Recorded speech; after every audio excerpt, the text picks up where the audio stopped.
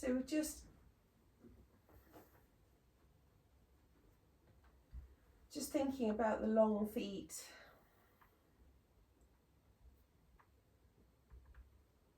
And how if we pick up the toes and spread them out and pull the balls of the feet into the ground.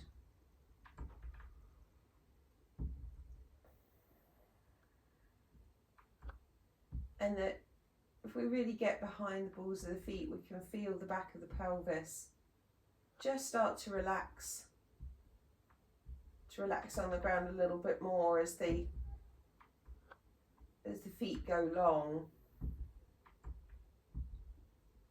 You start to feel the inner and outer edges of the heels.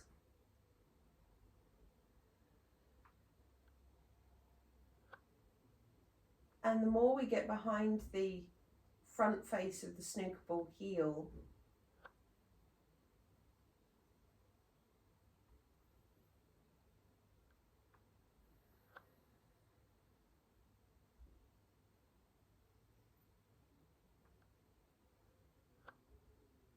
the more we can feel that the sacrum of the back of the pelvis can drop away and just roll away towards the heels.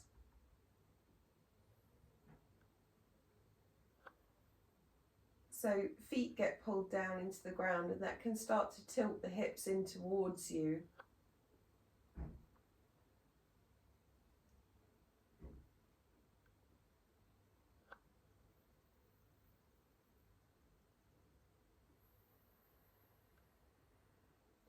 And the feet pulling down into the ground can tilt the hips away from you as well. So it's just starting to explore the very beginnings of the start of those movements. It's very easy for us to skip over the preliminaries to get straight into bridge pose, but can we just take time to let the feet pull down into the ground, which affects the pelvis in one direction or the other, so we can start to explore that different parts of the feet that pull down into the ground to cause movement. So tilting the hips in towards you requires more heaviness through the heel and a little bit less when it comes to the toes. But when the hips are tilting away towards your feet,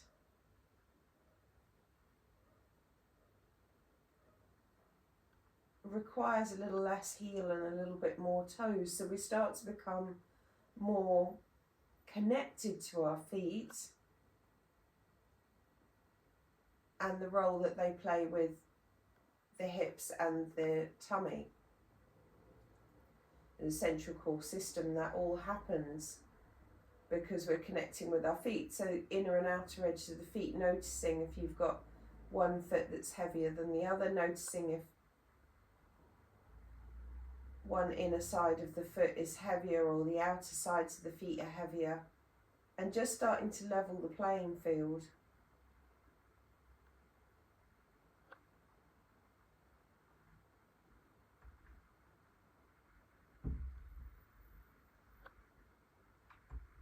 And just starting to bring the feet and the landscape of the feet more equally into the ground. So you'll find that there's a point where the feet are pulling down into the ground enough that they start to take the knees towards the end of the mat and start to take the front of the hip open, which draws the pelvis off the floor because there's a sling around the back of the pelvis. The legs sling around the back of the pelvis.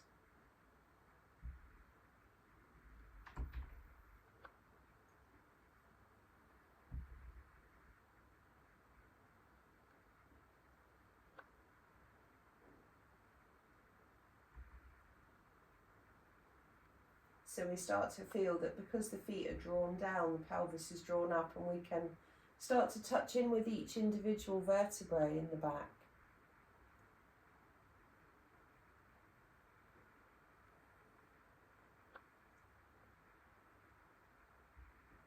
So we can touch in with just that deep inside of the abdominal cavity, can we let the tummy just sink back towards the vertebrae?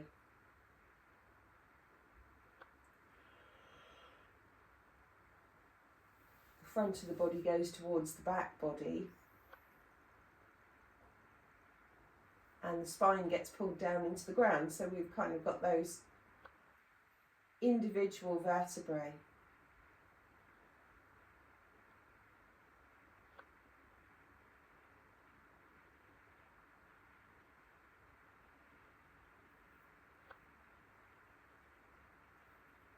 And starting to create space there and letting the ribs sink.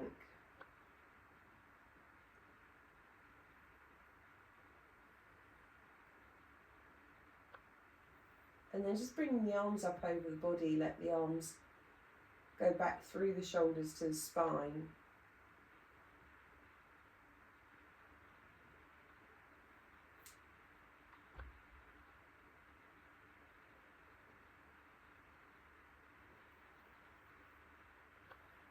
Creating that loop with the hands, if that feels good.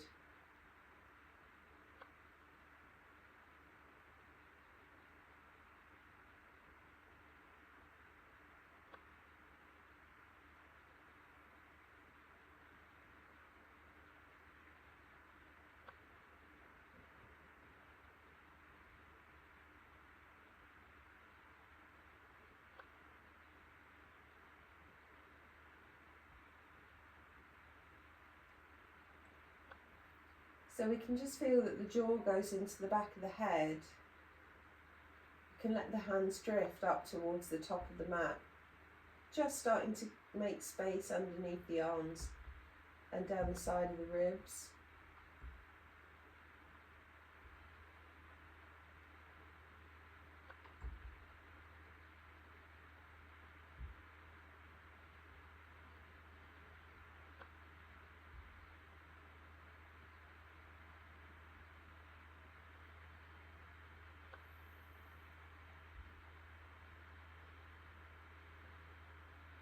And as you get more space into the underarms, just seeing if we can take that through the shoulder socket into the neck.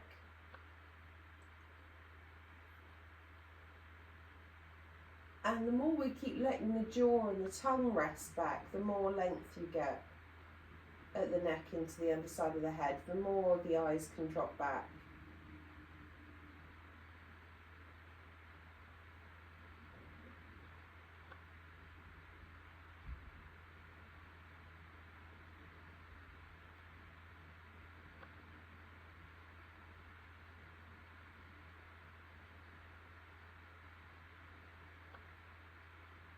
So the next time we bring the hands back over the chest, you just take the hands behind your head.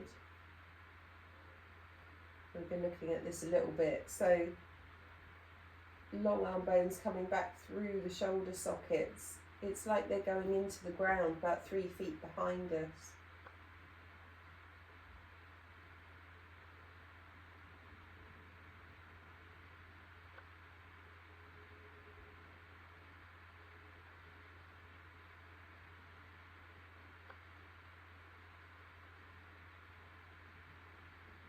And that the more the arm bones pull down into the ground, the more the head can be pulled from between the shoulder blades. So we get right down behind the heart and the lungs and really feeling the vertebrae there.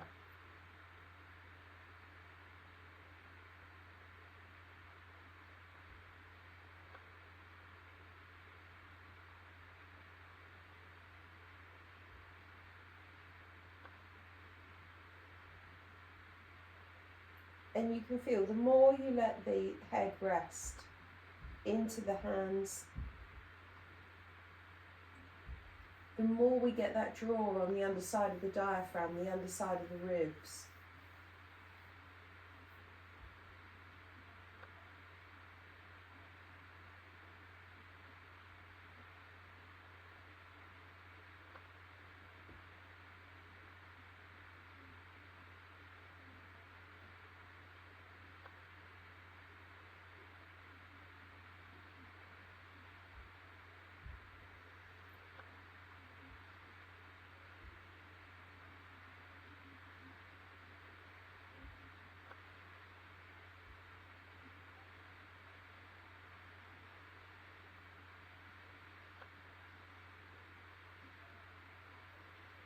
So just going through this process.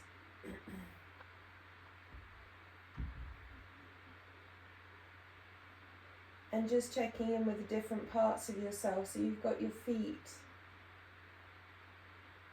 that connect through the pelvis into the deep waist. So that bridge is always available to you. That lightness to the pelvis is always available to you. The arms that come back through the sockets and bring the shoulder blades down into the ground and broaden the back of the chest. And that feeling that when we take the arms up towards the top of the mat, that lightness and that lifting to the back of the chest stays with us when the hands drop behind the head. And then we start to create space at the neck spine as well. So it's a space creating exercise. It's also a process of integrity or reintegrating, where we're bringing the limbs back to spine. So the more we go into the spine, and the more broadness we create in the middle of the body, the more that's extended out through the joints into the limbs.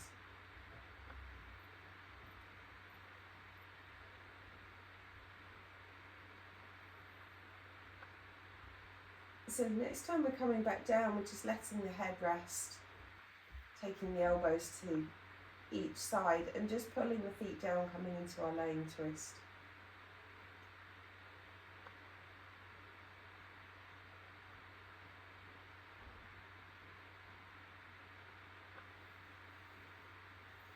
Just feeling the side of the waist and the ribs. Feet pull down into the ground, bringing you back to centre, and taking the knees to the other side.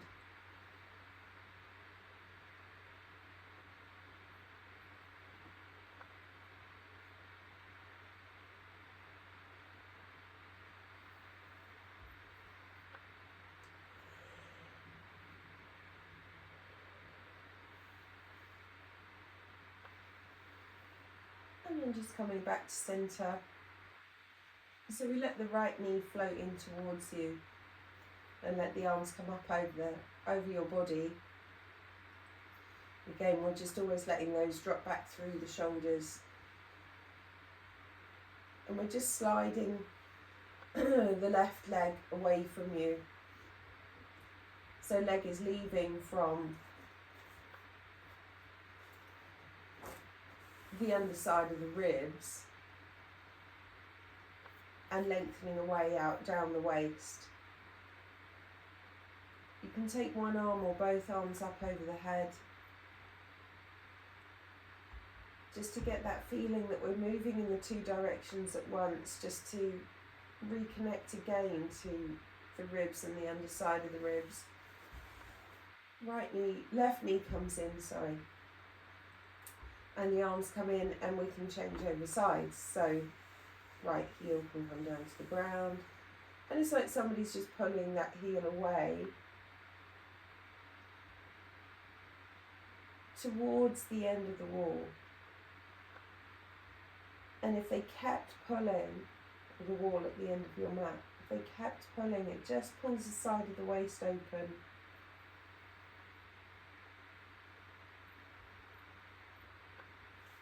Brings us back into that deeper part of us. So we change over sides again.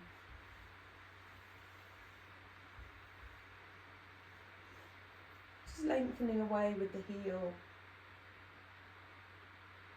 And then with the hands, it's almost like someone's got hold of your hands and is trying to pull you, and you're pulling back. Reconnects the arms through the ribs into the deep waist.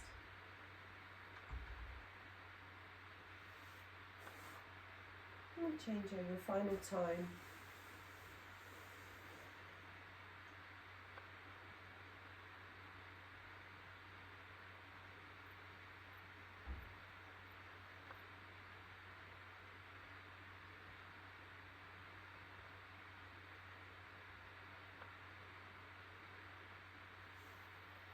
And then we're just coming back to the centre. We're going to give the knees a nice hug. Have a little rock from side to side. And then come over onto whichever side is comfortable for you. Come up into your square pose.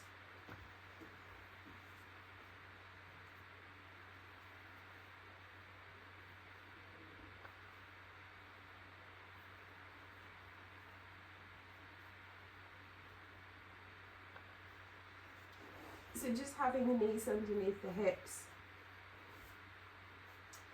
and hands underneath the shoulders.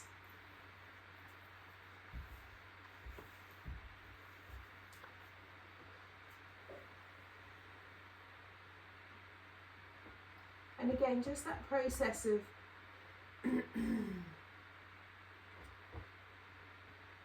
finding behind the balls of the feet and the front of the feet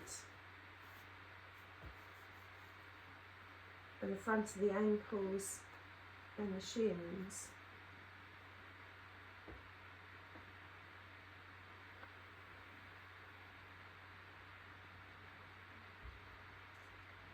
And we're just feeling that we can get big toes inside of the heels getting pulled down into the ground. We're pulling the shins down into the ground like they're sinking into sand. And then just starting to think about what it would be like if we slid the floor apart underneath the shins. So it's just sort of this sinking down and away to either side of the mat that starts to give us a broadness to the sit bones. We feel the back of the pelvis more strongly, and this gives us more space at the front of the hip.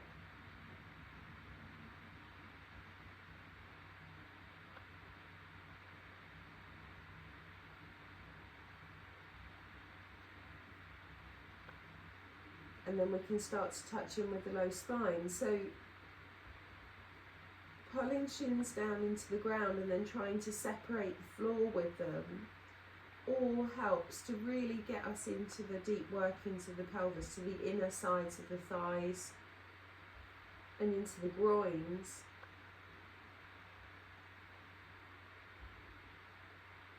So the more space we create, the more support we get into the low spine, into the ribs. We want the we want the ribs to be going back towards the spine, and the heart and the lungs to be supporting the inside of the rib spine. And then it's the same with the hands. So can we get the palms to pull down into the ground? It lifts the chest slightly when we do that. Can we pull the palms into the ground and then start seeing if we can pull the floor apart with the hands? And just noticing that that gives more freedom to the base of the neck and the head.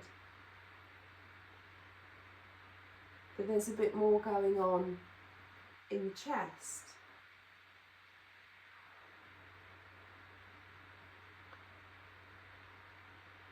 And then there's a freedom to the underarms that happens. And we start to get more space in the neck again.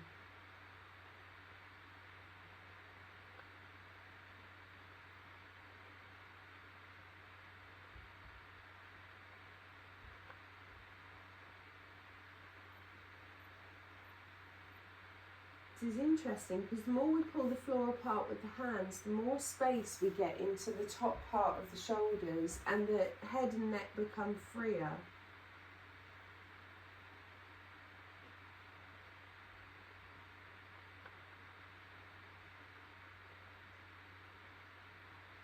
And do rest when you need to, because it can be quite hard on the wrists.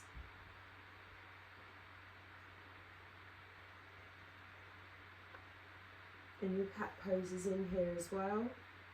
So there's a point where the hands sink down into the ground, pull the floor apart, the shins sink down into the ground, pull the floor apart, which gives us a feeling of the hips and the shoulders and then the spine is sort of left free, a bit like the snake floating in the water.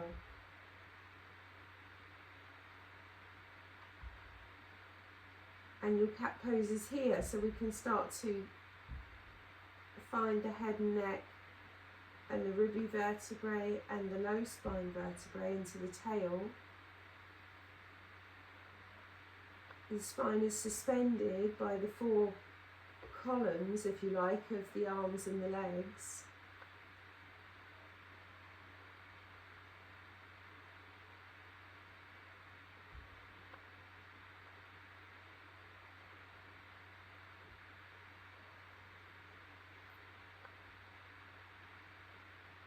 And we start to create space into the spine, more and more space.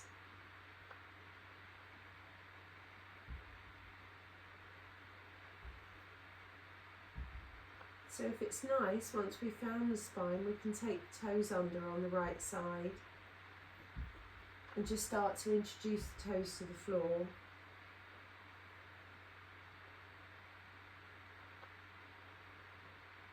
And that gives us space at the balls of the feet, space into the centre of the foot. We can get the left foot involved as well, the toes can come under.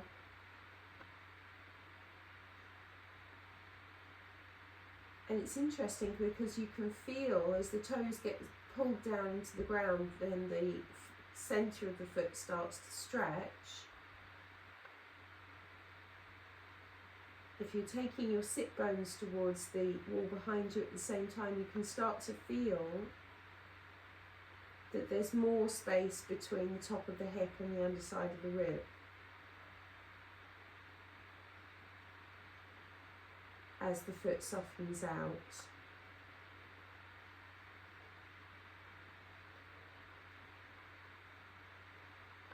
So we'll put it all together. Hands and feet get pulled down into the ground, and we're thinking about pulling the floor apart with the shins in the hands.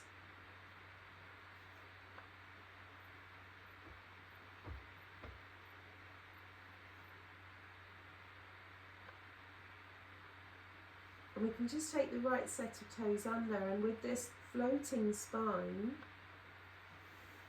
can we keep the pull equal down on all 4 sides as the right leg lengthens away behind you. And again, it's someone's got hold of the heel and they're pulling the waist out wide. And they're pulling the waist long. And when we do that, we stay in the centre line, don't throw our body weight over to one side.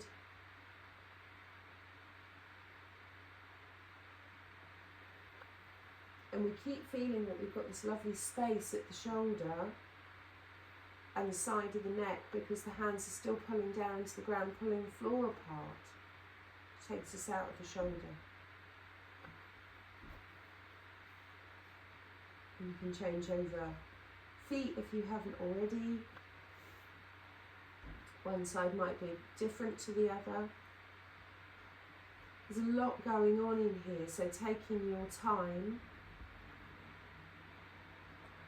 Just because the leg is out behind you doesn't necessarily mean that doesn't mean that we've lost its connection to the floor. So it's still pulling down into the floor as much as the other limbs are.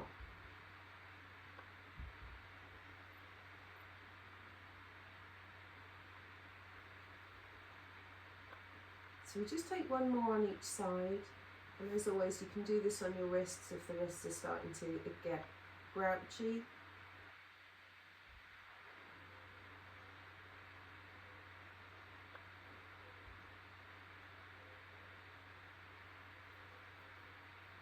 And just really feeling that connection of the leg through the hip into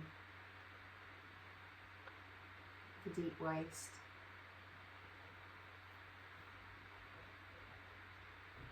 And then we're just going to come all the way back into our lovely child pose. Let the fingers be drawn forwards. We're just resting here for a moment. Get that nice stretch through the ribs. Give the shoulders and neck a rest.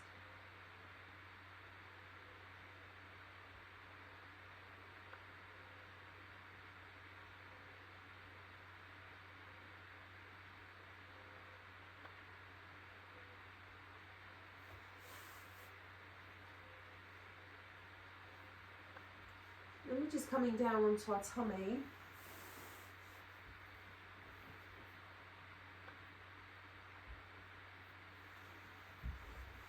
So we've got the elbows at eye line and the back of the chest just pulling down into the ground.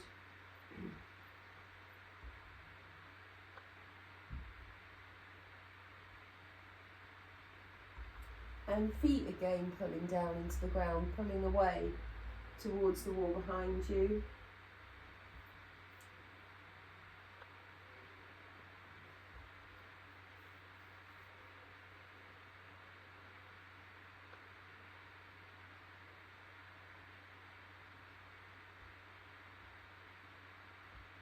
So just feeling that the foot can be pulled away towards the wall behind you. The front of the hip gets pulled down into the ground.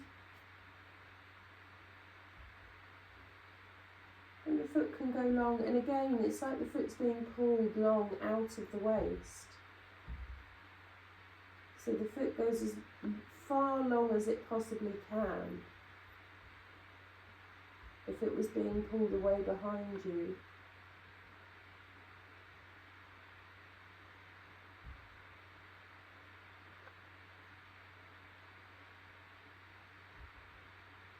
And it does go up towards the sky, but not because we're lifting, because we're pulling away towards the wall behind you.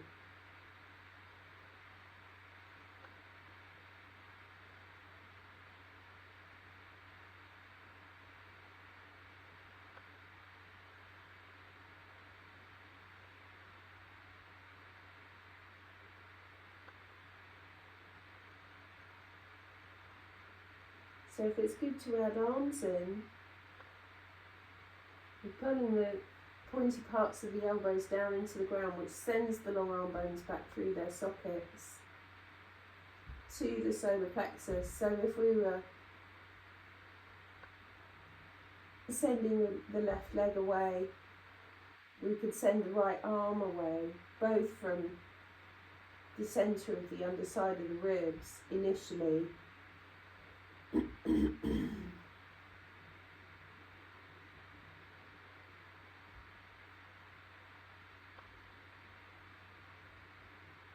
So we're really feeling as they get drawn out of the spine, there's a spine lengthening that happens there.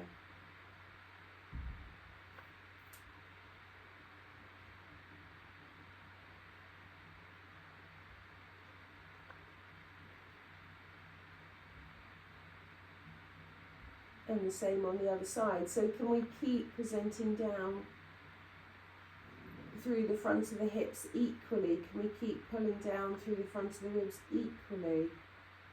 Front of the chest equally?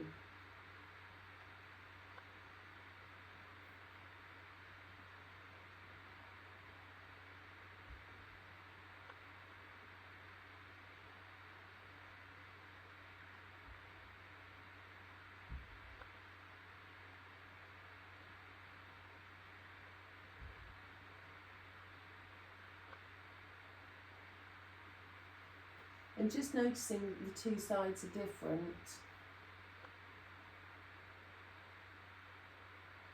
And noticing, the different requirements for each side. They require different focus and slightly different approaches,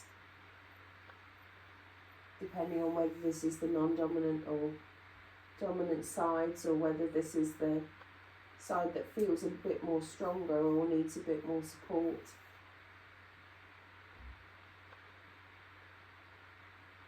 So you just have once more on each side.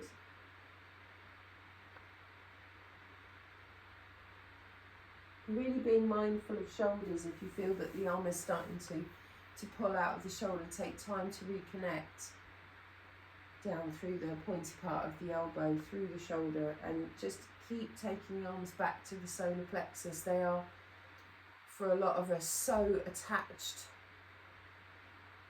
to the top of the shoulder. It's kind of where we connect them to in our day-to-day lives. So rewiring them, if you like, back to the side of the ribs and the underside of the diaphragm is useful.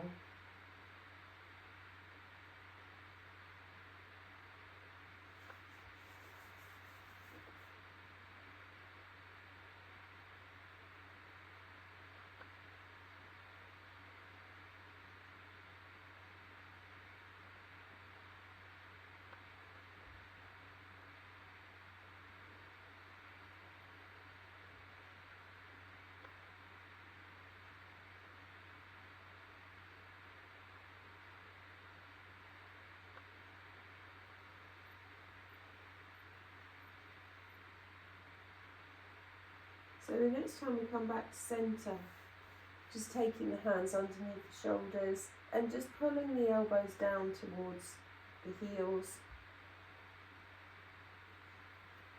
and then just coming up. Come back into your lovely child pose once again.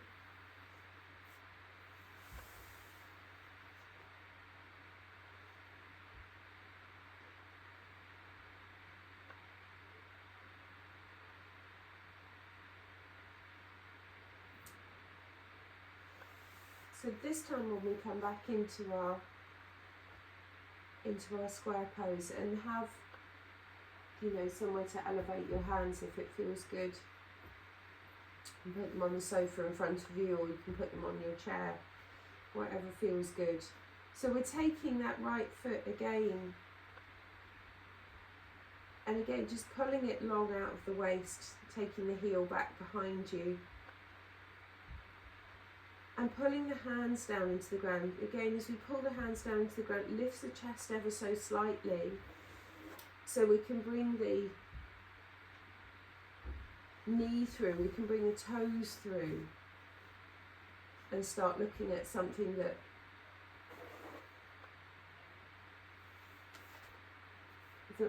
might look like looking like a lunge.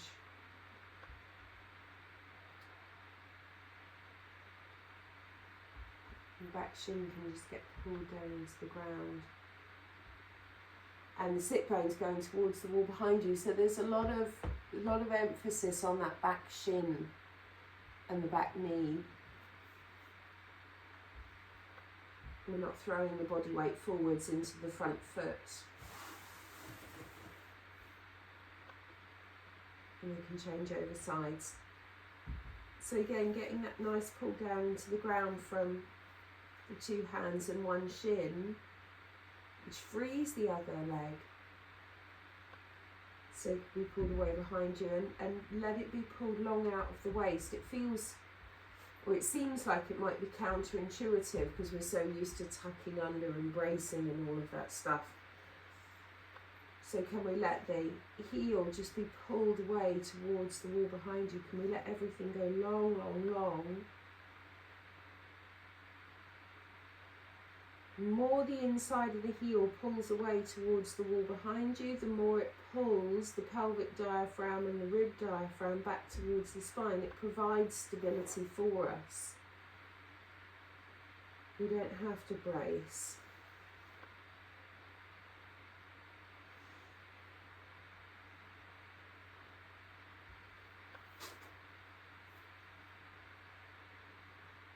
And bringing feet through is a practice all of its own.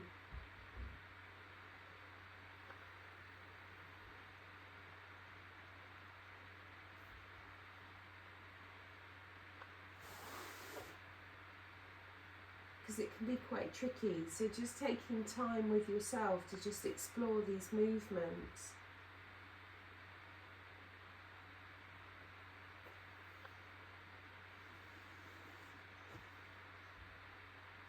And it may be that the knee doesn't come through, and that's okay.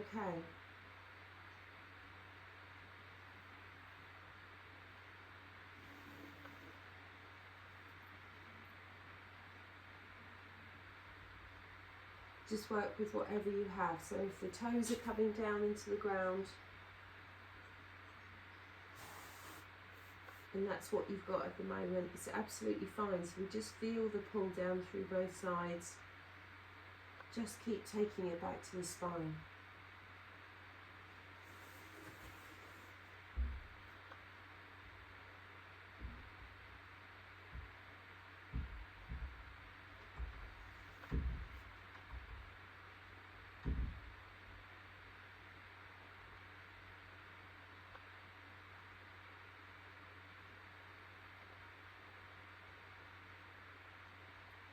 So if it feels good, we're just going to, next time the right foot comes through at the front, just starting to take the back foot down into the ground. Now again, if it's good to have your hands elevated, then do that. And we can just start to take the back heel back towards the wall behind you and down towards the ground. So it brings us into this deep lunge. It brings the back leg off the ground. Now it may be that it's just the knee starts to get a little bit of clearance from the ground, or it may be that the leg comes off the ground completely. But again, we're still looking at those legs that are connected deeply into the deep waist. So the heel is being pulled away towards the wall behind you, which pulls the hip, which pulls the side of the waist and takes you all the way up to the ribs.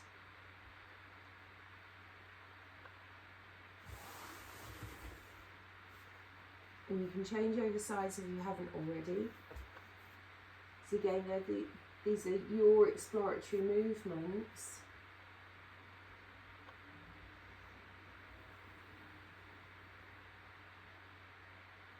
You feel that both feet get pulled down into the ground at the same time.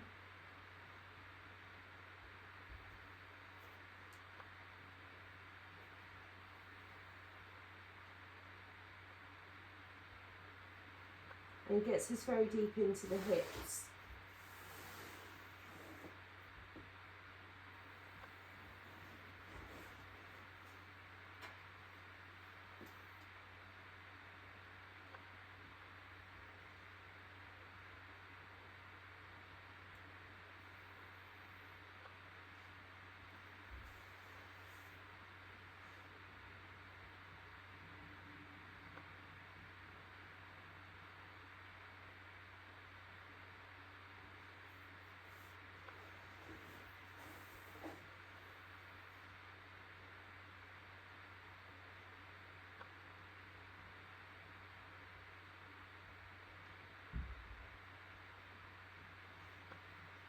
This is good.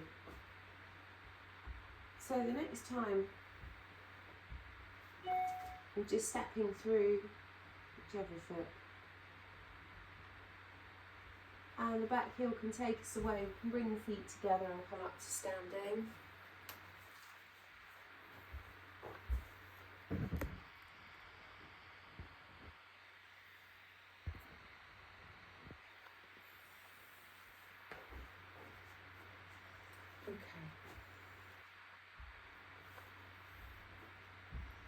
So just feeling the feet.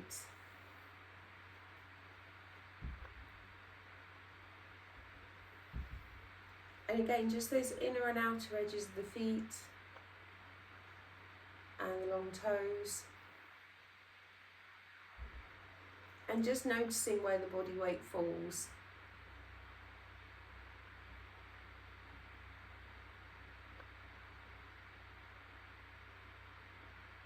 Got those inner and outer edges of the snooker ball heel, which again, when we drop down through the inner and outer edge, we can feel that they change where the leg connects to the pelvis.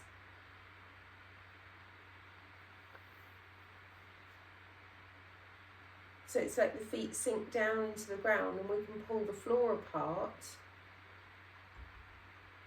It's a great practice to do because the more we get rooted down into the earth and we pull the floor apart, it reconnects the limbs to those different places in the body. So from that pulling apart, what we've then got is a foundation to work from. So we can just take whichever foot, so that we're just a little bit wider. We're still pulling the floor apart, so just noticing how that feels in the groins and the pelvic floor and the deep waist.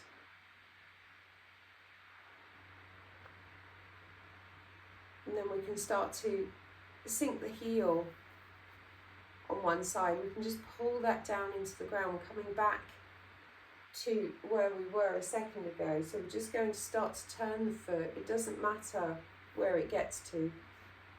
I'm not too interested about that. So it may be that it's somewhere between that 90-degree range. So we want the knee to be free and the hip to be free, because the upward lift is coming up from the inside of the pelvis into the underside of the ribs, and that happens when we pull the foot down into the ground. Gives us space in the back of the knee, space in the front of the hip. And we just keep feeling that lift with the underside of the ribs. And the outer side of the back foot just pulls down into the ground, so we're still pulling that floor apart.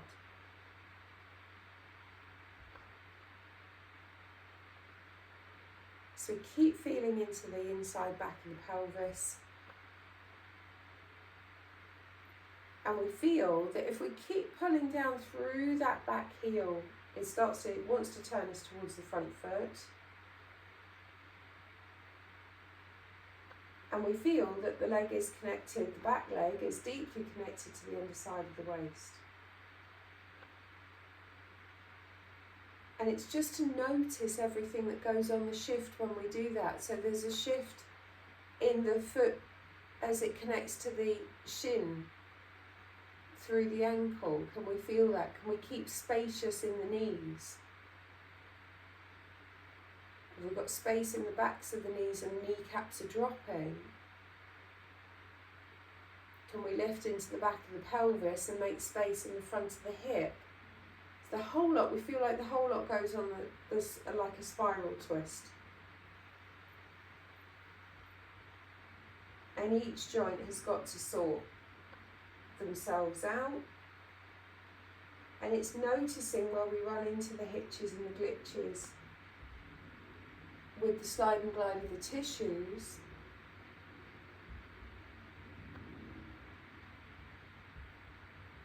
And maybe as we come through from that back foot that's still pulling down into the ground, outer edge of the back foot pulls down into the ground. And if we keep pulling this leg away from the waist, back down into the ground, at some point, the side of the ribs will fire the arm and the arm will start to come up. So the arm starts to come up from the deep waist. It's almost like the baton, the leg hands the baton to the arm at the connection that we would call the base of the ribs.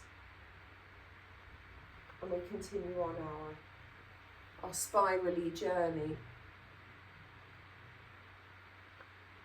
So again, it's like somebody's got hold of your fingers and they're pulling you up towards the sky, and then you're just gently drawing back away from them.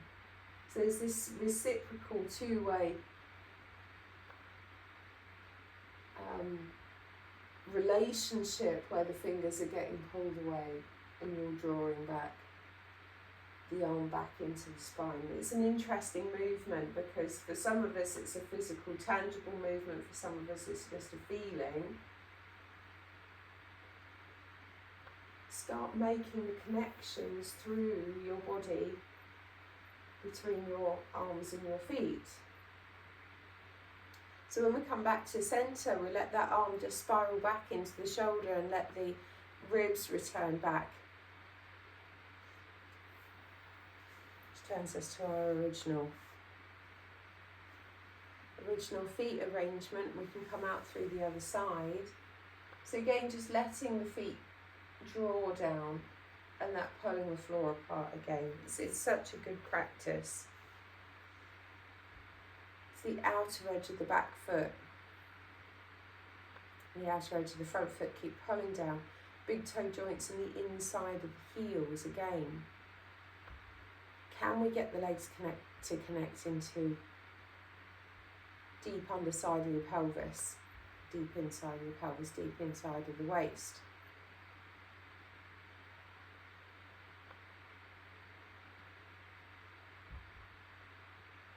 The more we keep pulling down on that back heel, that back foot, the more the leg gets pulled out of the side of the waist and the hip.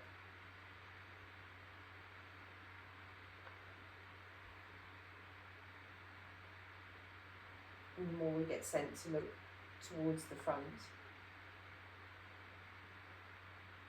It's an interesting one, so just notice as soon as we start to grab onto the idea that we're going in the direction of something, or we're going to achieve something, or we know where we're going, it's just that switch in the mind. You can feel it go, and the brain goes, oh yeah, I know where I'm going. We've done this before, we did it on the other side. Can we lose that? And just keep returning ourselves back to the feel of the pull down into the ground, the feel of each different joint. Can we be present in each different joint as it changes?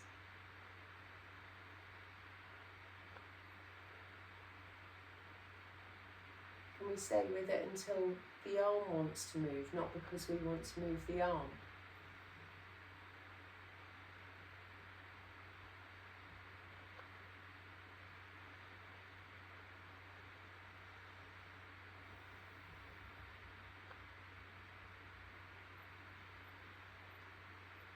Again, it's just that reciprocal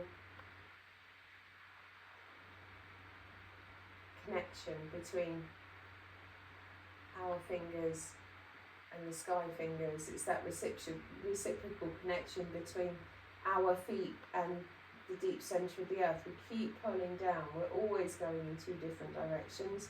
The legs are always being pulled down, the arms and the ribs are always being pulled up.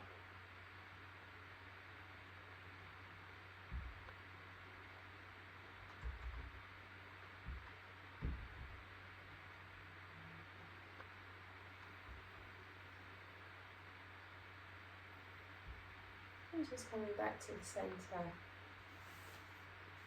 when you're ready, and then just heels and toes, giving the legs a nice wave. So we keep going with this idea. So we pull down through the feet, and pulling the floor apart, which gives us a broadness at the sit bones and a lightness and lift to the sit bone as it attaches to the top of the leg. And again, it's just getting in behind the balls of the feet. The more we pull down with the balls of the feet, the more the sit bones lift. So can we feel that we've got this kind of, feels like a roof that starts to appear in the back side of the pelvis. So the more we pull down and pull the floor apart, and the more we get behind the balls of the feet, and the more we pull down, the more space we get at the sit bone. It's the beginnings of something that might be a forward bend. If we let the kneecaps drop, if we feel like the back of the knees can soften and open. You can't soften and open backs of knees if we're all the way back in the heel. It doesn't work like that. So you have to send the body weight forwards into the centre of the foot, which then allows the kneecap to drop and the back of the knee to soften and open.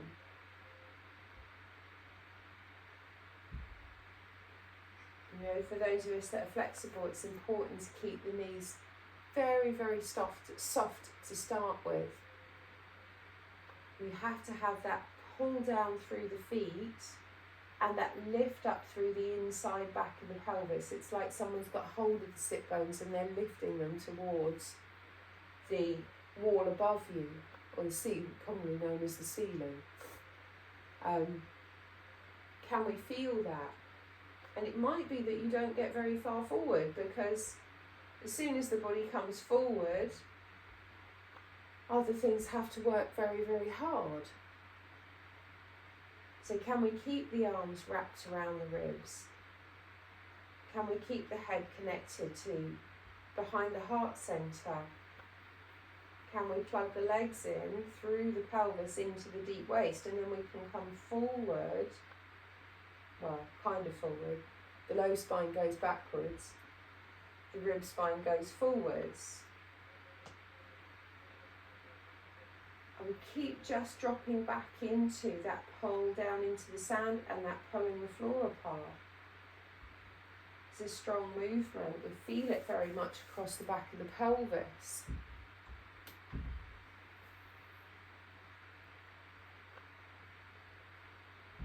Notice what your head is getting up to. Rest when you need to. It's a strong movement. When we're coming up, it's as much of a pull down through the front face of the snooker ball heel is where we pull down, and that starts to just bring the pelvis forwards and the head up to come back out. The forward bends are an interesting one, because we've already determined, or your brain already has, exactly where you're going to get to. So if we hang off the bones and we're quite flexible, we kind of end up here, something like that. And if we're stiff, we've already decided that we're not going past this point. So can we take that stuff away? And just come back to the original, pulling down, pulling apart, and see where that takes you. Because that pulling down, that pulling apart gives you the space at the hip that you're looking for. How far can we get into this without any stretch or without any feelings of stretch? You know, particularly for those of us that are very flexible, always looking for something we can feel, and usually it's a stretchy thing, so we go throwing ourselves into massive shapes. We can feel through this process of pulling down into the ground and pulling the floor apart. You can feel your whole body when you do that, because we start to connect with the fascia, with the connective tissue. And it will take you all the way up the spine into the head, this pull down through the feet.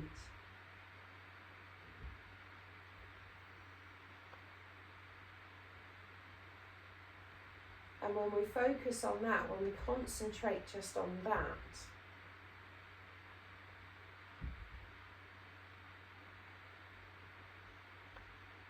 noticing where muscles get very involved. And we go back into the feet and help them to disengage. You notice when we drop into habits.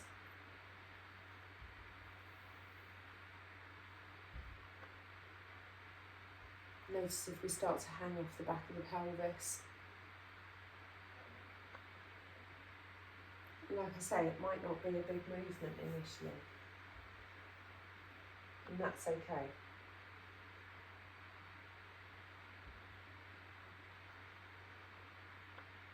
So next time we pull the feet down into the ground, come back to centre. Just giving the shoulders a nice roll and giving the legs a nice.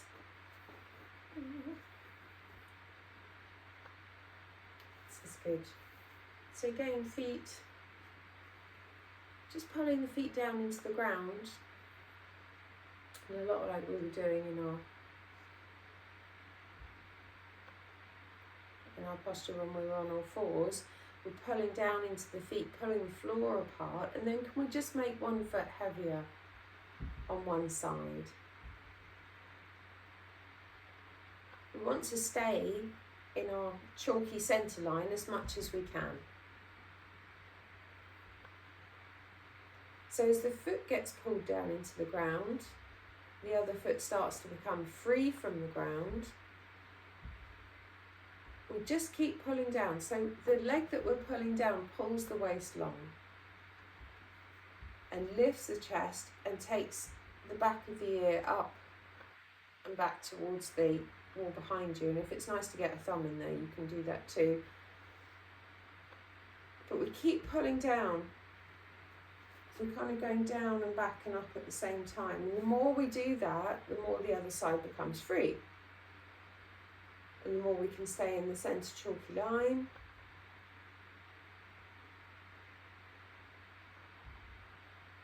And the leg starts to come off the floor. So again, we're looking at that broadness to the back of the pelvis, space in the front of the hip.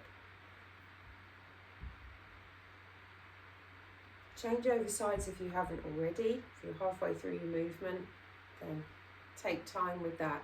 They're your exploratory movements, so depending on how you feel today, depending on where your balance is, all of that stuff will depend on how long you want to stay here or not, as the case may be. You might want to change over sides, or you might want to stay with a particular side while you're working there. So as the foot gets pulled down into the ground, as we come up through the side of the long waist, through the ribs, the opposite arm can work through from the side of the ribs up. So again, it's just like we were doing on the floor, we're just making that connection all the way through.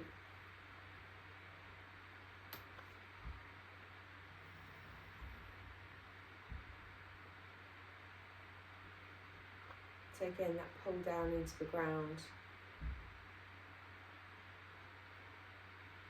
Try and lose the idea of any kind of lifting with the leg. Can we stabilise through the inside back of the pelvis? Can we stabilise through the inside of the hips? It's repeatedly coming back to these spaces on the inside of the pelvis, the inside of the spine and the inside of the underside of the ribs.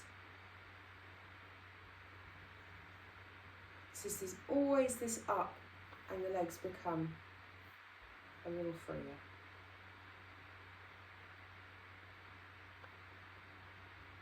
And this helps us to build our core strength. Oh, we've got completely wrong arms. So I'm going to do both arms. So again, remembering that the arms wrap around the ribs and lift the ribs off the waist in response to that pull down into the ground. We keep coming back to the fact that we go up because we get pulled down. This is like planting flowers. Got to have good soil, and that is your coming down through the foot. It's keeping the joints spaced, appropriately spaced, and letting the connective tissue do its work. This is good. So the next time we come down, we're just going to give the legs a nice shake. Just coming down to sitting.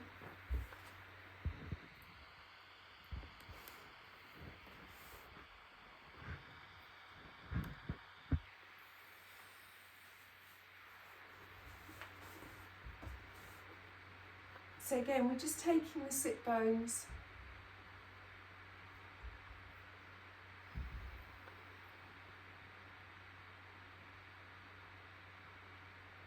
and pulling those down into the ground, and just take the thumbs behind the head. And again, we've got these lovely long arms that connect us into the ribs.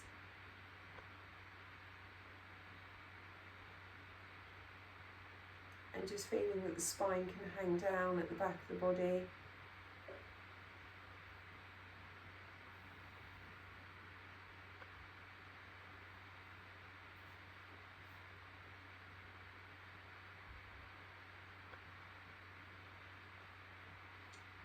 And just taking a nice couple of broad breaths into the ribs.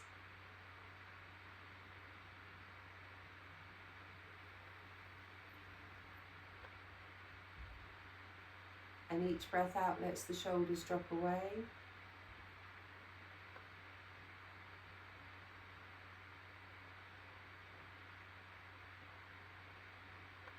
And we're going to take a little break, just for 10 minutes.